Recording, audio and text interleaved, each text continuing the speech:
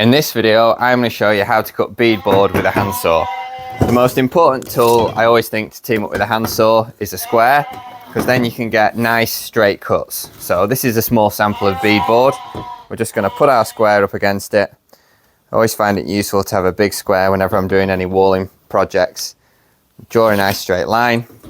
Obviously your handsaw does come with a built-in square, but your sight square is obviously a lot more accurate, and we'll put a link to one of these in the description. So you're going to put your beadboard just over the edge of your workbench.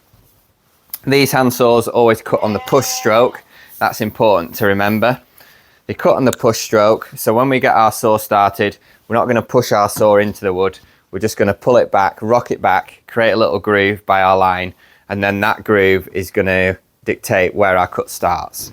I always mark the waste side whenever I'm cutting any wood, and then I want to have my saw cut into this side of the line.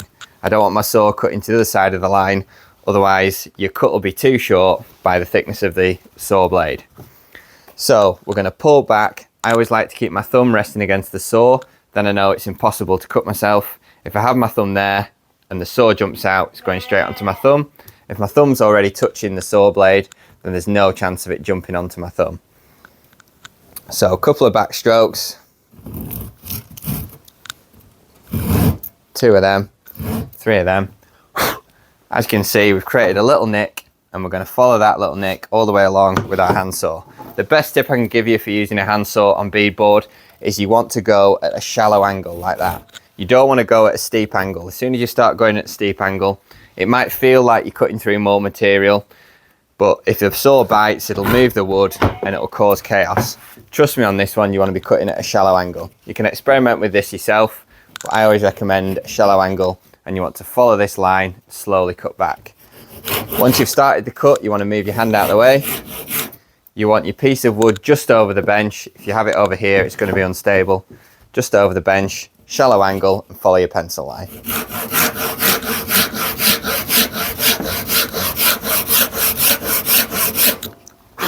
You can see I'm keeping the saw quite shallow and just following this line.